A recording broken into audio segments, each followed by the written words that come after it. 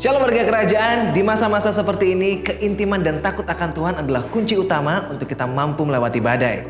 Mari bersama-sama memuji, menyembah Tuhan dan kejar kebenaran firman-Nya melalui program Christ of Victory 20 Minute Daily Devotion and Worship Session. Lewat program ini kami percaya iman Anda akan terbangun dan Anda akan menerima damai sejahtera dan anugerah-Nya yang tak terbatas ruang dan waktu. Warga kerajaan, selamat menikmati sukacita yang luar biasa dan selamat beribadah. Tuhan Yesus memberkati.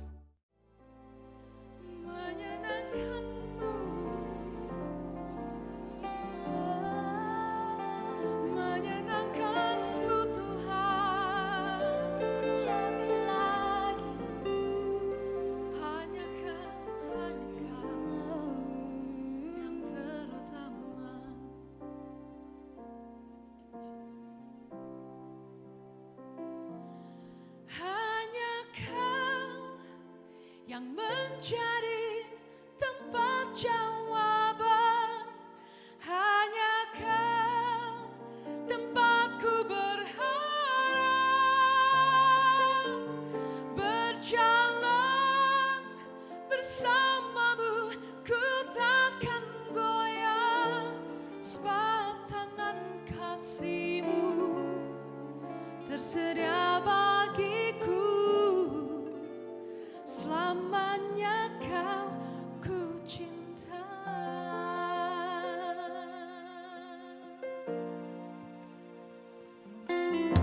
Kau telah buktikan cinta-Mu padaku. Kau membayarku dengan hidup-Mu. Ku bersyukur yang ada padaku. Semuanya milik-Mu, ku persembahkan seluruh hidupku di mezbah-Mu. Hanya Kau yang mencari tempat jawaban, hanya Kau tempatku berharap. Berjalan bersama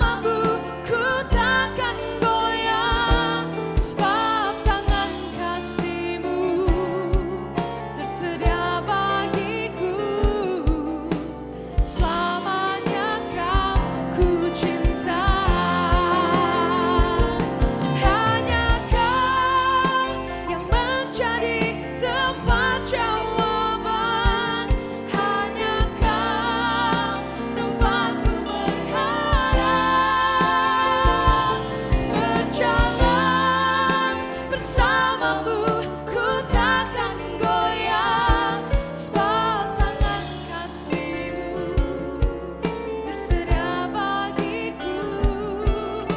Selamanya Kau ku cinta. Hanya Kau yang mencari tempat jawaban, hanya Kau tempatku berharap.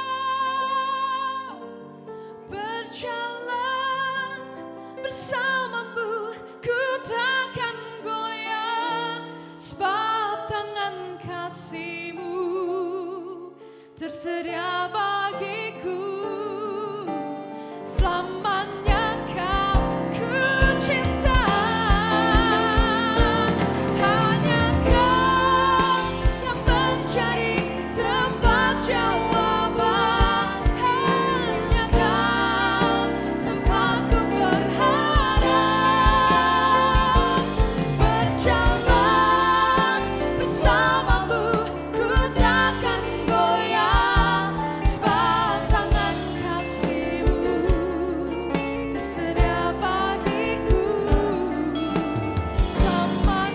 Kau ku cinta.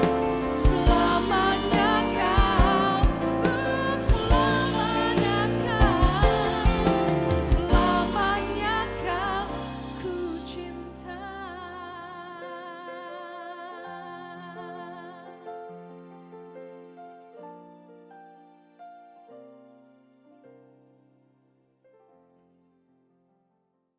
Shalom. Kali ini saya akan berbicara mengenai orang benar dalam perspektif iman. Di dalam Yakobus pasal yang kedua ayat yang ke-17 dikatakan begini, demikian juga halnya dengan iman, jika iman itu tidak disertai perbuatan, maka iman itu pada hakikatnya adalah mati. Ayat yang ke-18, tetapi mungkin ada orang berkata, padamu ada iman dan padaku ada perbuatan. Aku akan menjawab dia, tunjukkanlah kepadaku imanmu itu tanpa perbuatan dan aku akan menunjukkan kepadamu imanku dari perbuatan-perbuatanku. Kita lompat ke ayat yang ke-22, Yakobus pasal 2 ayat 22. Kamu lihat bahwa iman bekerja sama dengan perbuatan-perbuatan dan oleh perbuatan-perbuatan itu iman menjadi sempurna. Nah Bapak Ibu Saudara dikasihi oleh Tuhan, kita melihat bahwa perbuatan kita itu menunjukkan apa yang kita yakini. Apa yang kita lakukan, apa yang kita ucapkan, apa yang menjadi gaya hidup kita sehari-hari, itu merupakan gambaran daripada apa yang ada di dalam hati kita. Itu sebabnya, saudara-saudaraku dikasihi Tuhan, kalau di dalam hati kita dipenuhi dengan kebenaran, dipenuhi dengan firman Tuhan, dipenuhi dengan sang kebenaran itu sendiri, yaitu Tuhan Yesus Kristus, maka pastilah buahnya itu adalah perkataan, perbuatan, tingkah laku, dan gaya hidup kita akan mencerminkan kebenaran itu sendiri. Mencerminkan siapa yang menguasai, siapa yang berdaulat di dalam hati dan kehidupan kita. Nah itu sebabnya, saudaraku dikasihi Tuhan, kita percaya bahwa sebagai orang benar, maka perbuatan yang kita lakukan, juga perkataan yang kita ucapkan, itu semua mencerminkan iman kita.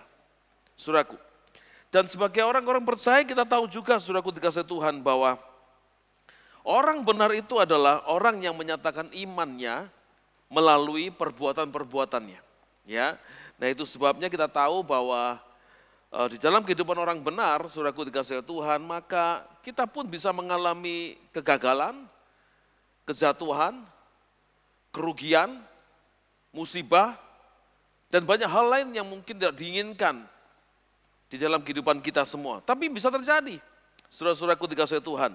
Nah kita lihat bahwa bahkan di kitab Amsal 24 ayat yang ke-16, di situ dikatakan bahwa 7 kali orang benar itu jatuh, tapi dia bangun kembali, saudaraku. Nah kenapa dia bisa kuat untuk bangkit kembali, bangun kembali, saudara-saudaraku dikasihi Tuhan, karena ada tangan Tuhan yang menopangnya. Ya, di dalam Mazmur 37 ayat 23 sampai 25 dikatakan begini, Tuhan menetapkan langkah-langkah orang yang hidupnya berkenan kepadanya, apabila ia jatuh tidaklah sampai tergeletak, sebab Tuhan menopang tangannya. Dahulu aku muda, sekarang telah menjadi tua, tetapi tidak pernah kulihat orang benar ditinggalkan, atau anak cucunya meminta-minta roti. Nah saudaraku dikasihi Tuhan, itu sebabnya yang pertama kita harus sadari, kita harus pahami, kita harus mengerti bahwa orang benar itu bisa jatuh, tapi tidak pernah ditinggalkan. Ya, sekali lagi saya katakan, saya mau sampaikan bahwa orang benar itu bisa jatuh, tetapi tidak pernah ditinggalkan. Haleluya, puji Tuhan. Nah saudara-saudaraku kita pelajari kenapa orang benar itu bisa jatuh. Saudaraku, orang benar bisa gagal, mengalami kerugian, mengalami musibah, mengalami penderitaan, mengalami yaitu sesuatu yang mungkin secara daging, secara kehidupan jasmani sangat tidak diharapkan. Tetapi mengapa hal itu bisa terjadi? Yang pertama, orang benar itu bisa jatuh. Yang pertama, kenapa orang benar itu bisa jatuh? Yang pertama itu karena kebodohannya sendiri, saudara-saudaraku dikasihi Tuhan. Karena dia tidak berjalan dalam kebenaran, mentaati firman Tuhan, tetapi dia ceroboh, dia jatuh karena kebodohannya sendiri, saudara-saudaraku. Bisa, ya, kita bisa mengalami pelanggaran, kita bisa mengalami kesusahan, kesulitan, penderitaan karena kita ceroboh, karena kita tidak disiplin, karena kita melanggar firman, karena kita melanggar dosa, karena kita kompromi dengan dosa, kita kompromi dengan lingkungan sekitar kita yang membuat kita berpotensi untuk mengalami kejatuhan. Saudara-saudaraku dikasihi Tuhan, karena kebodohan kita sendiri. Karena kebodohan kita sendiri, itu yang pertama. Yang kedua, saudara-saudaraku dikasihi Tuhan, kenapa orang benar bisa jatuh? Ya, yang kedua, karena Tuhan izinkan.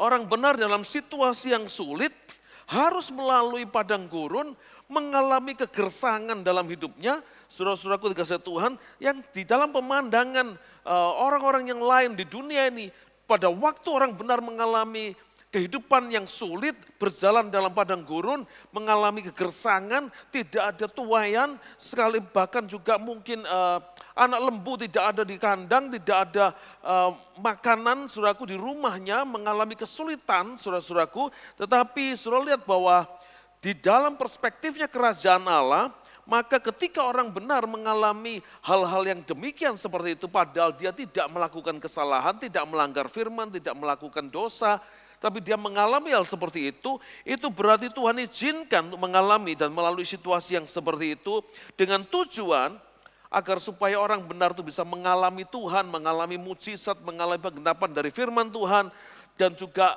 dia sedang dipersiapkan oleh Allah agar supaya dia menjadi orang-orang yang pada akhirnya bisa sampai di puncak. Nah, dengarkan baik-baik saudara-saudaraku dikasihi Tuhan, tidak ada puncak tanpa lembah, tidak ada puncak gunung tanpa lembah.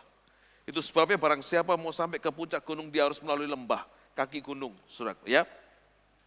Kebenaran yang pertama kita ketahui adalah bahwa orang benar itu bisa jatuh, tapi tidak pernah ditinggalkan. Puji Tuhan. Yang kedua, saudara-saudaraku, orang benar itu memiliki yang pertama kerendahan hati untuk belajar.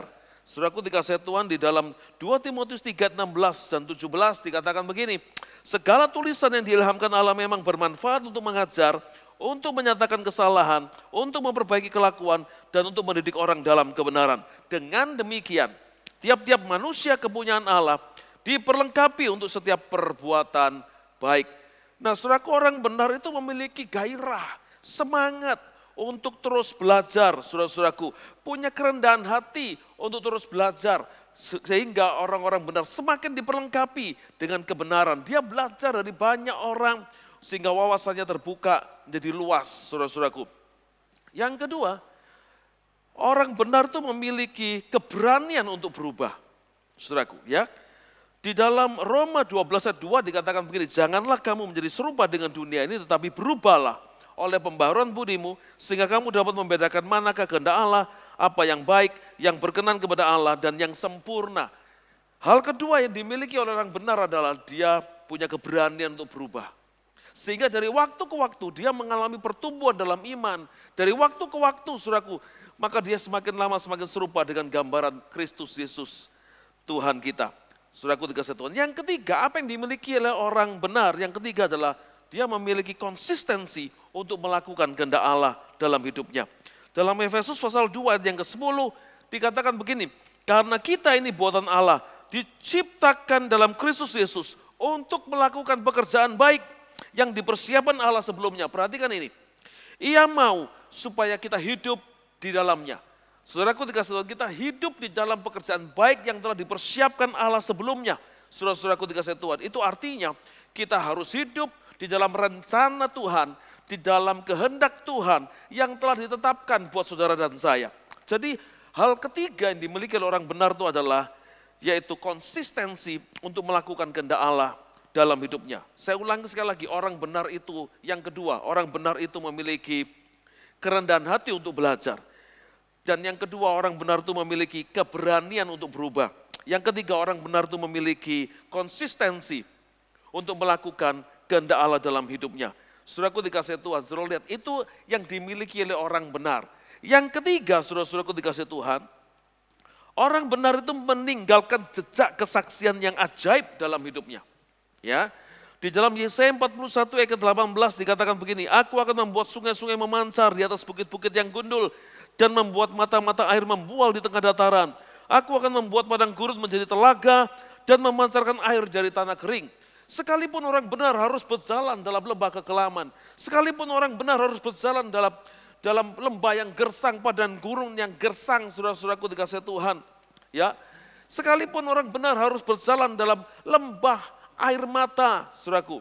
Ya, maka kita tahu bahwa di saat-saat seperti itu, saudaraku dikasihi Tuhan, maka ada kesempatan bagi orang benar untuk mengalami pertolongan Tuhan, mujizat dari Tuhan, dan mengalami yaitu kesaksian-kesaksian hidup yang luar biasa bersama dengan Tuhan. Jadi saudara-saudaraku dikasihi Tuhan, justru dalam situasi yang sulit, ketika kita menghadapi sebuah keadaan yang benar-benar Sulit saudaraku ya, secara bisnis, usaha, pekerjaan, ekonomi, keuangan, mungkin ada masalah-masalah kesehatan, masalah-masalah rumah tangga, masalah-masalah yang mungkin tidak mudah. Saudara-saudaraku dalam keadaan seperti itu, saudaraku dikasih Tuhan, maka kita tahu orang benar akan meninggalkan jejak kesaksian yang ajaib dalam hidupnya. Dia akan mengalami pertolongan Tuhan yang ajaib. Dia akan melihat tangan Tuhan yang perkasa itu membuat mujizat di dalam kehidupannya. Jadi saudara lihat di sini bahwa ketika orang benar hidup maka dia akan meninggalkan jejak, yaitu kesaksian yang ajaib dalam hidupnya. Orang benar itu akan meninggalkan warisan-warisan atau legacy, saudaraku, kepada anak cucunya. Amsal 13 ayat 22 katakan, orang baik meninggalkan warisan bagi anak cucunya. Dan apa yang ditinggalkan oleh orang benar bagi anak cucunya? Apa yang diwariskan oleh orang benar? Saudaraku, buat orang-orang yang di sekitarnya. Saudaraku dikasih Tuhan. Di dalam Titus pasal 2 ayat 7 dan 8 dikatakan begini. Dan jadikanlah dirimu sendiri suatu teladan dalam berbuat baik. Hendaklah engkau jujur dan bersungguh-sungguh dalam pengajaranmu. Sehat dan tidak bercela dalam pemberitaanmu. Sehingga lawan menjadi malu karena tidak ada hal-hal buruk yang dapat mereka sebarkan tentang kita. Saudaraku dikasih Tuhan, orang benar itu akan menjadikan dirinya sebagai sebuah teladan, saudaraku. Dalam berbuat baik, saudaraku. Ya, dan ketika dia hidup dalam keteladanan yang bisa diwariskan, yang bisa dilihat oleh orang-orang yang lain, saudara-saudaraku. Melalui perbuatan-perbuatan baiknya, maka itulah sesungguhnya inspirasi keteladanan yang bisa dia tinggal buat anak cucunya, yang bisa dikenang oleh orang-orang yang ada di sekitarnya. Saudaraku dikasih Tuhan. Ya, nah itu sebabnya kita tahu bahwa untuk itulah kita semua dipanggil agar supaya kita mengikuti jejaknya. Di dalam 1 Petrus 2 ayat 21 dikatakan begini, sebab untuk itulah kamu dipanggil. Karena Kristus pun telah menderita untuk kamu dan telah meninggalkan teladan bagimu, supaya kamu mengikuti jejaknya. Saudaraku dikasih Tuhan, di setiap kehidupan kita, saudara dan saya akan meninggalkan jejak-jejak, yaitu perjalanan kehidupan kita semua. Apabila perjalanan kehidupan kita alami, kita lakukan bersama dengan Yesus Kristus Tuhan, maka percayalah, kita akan meninggalkan jejak-jejak kehidupan yang penuh dengan keajaiban. Kesaksian-kesaksian hidup yang bisa menginspirasi dan jadi berkat bagi banyak orang yang lain. Perjalanan kehidupan yang kita tinggalkan, saudaraku, akan menjadi yaitu keteladanan yang bisa diteladani oleh orang-orang yang lain dalam kehidupan mereka semua. Jadi orang benar itu meninggalkan warisan, jejak keteladanan kehidupan bagi anak cucunya dan orang-orang yang ada di sekitarnya. Jadi saya ulangi sekali lagi, saudaraku dikasih Tuhan, orang benar dalam perspektif iman, saudaraku, yang ditunjukkan melalui perbuatan-perbuatannya. Itu yang pertama, orang benar itu bisa jatuh tapi tidak pernah ditinggalkan. Yang kedua, orang benar itu memiliki kerendahan hati untuk belajar, memiliki keberanian untuk berubah, dan memiliki konsistensi untuk melakukan kehendak Allah dalam kehidupannya. Dan yang ketiga, orang benar itu meninggalkan jejak kesaksian kehidupan yang ajaib di dalam hidupnya. Orang benar itu meninggalkan jejak kesaksian yang ajaib dalam hidupnya. Tuhan Yesus memberkati warga kerajaan. God bless you.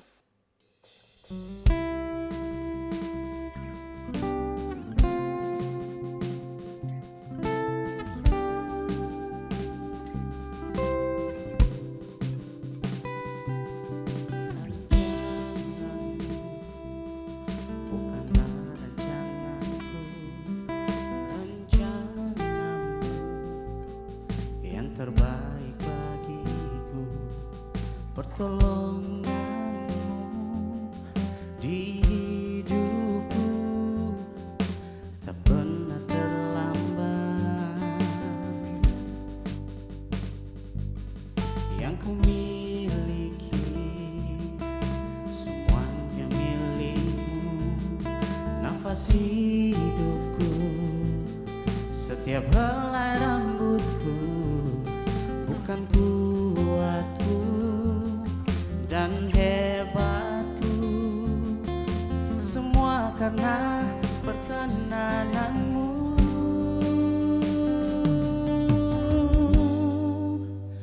Ku percaya kepadamu, hanya Kau Tuhan.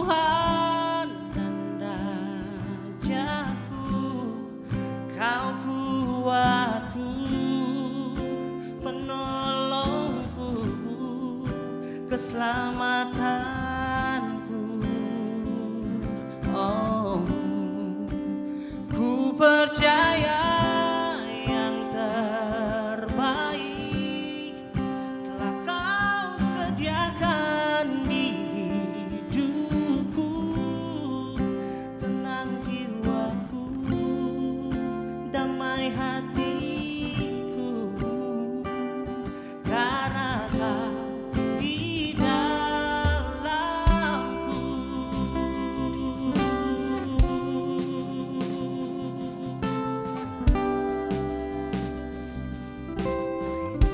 Yang ku miliki, Yang ku miliki semuanya milikmu, nafas hidupku, setiap helai rambutku, bukan kuatku dan hebatku, semua karena perkenananmu.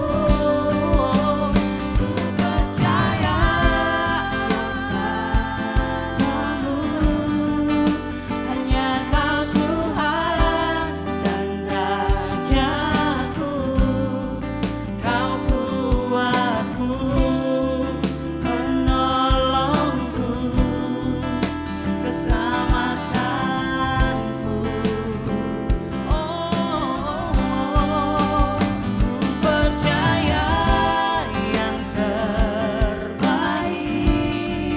telah kau sediakan di hidupku. Tenang jiwaku, damai hatiku, karena kau di dalamku. Ku percaya kepadamu, hanya kau Tuhan dan Rajaku. Kau kuatku, penolongku, keselamatanku. Oh, ku percaya yang terbaik telah kau sediakan di hidupku. Tenang jiwaku, damai hatiku, karena kau di dalamku. Ku percaya kepadamu, hanya kau Tuhan dan Rajaku. Kau kuatku, penolongku, keselamatanku. Oh, ku percaya yang terbaik telah kau sediakan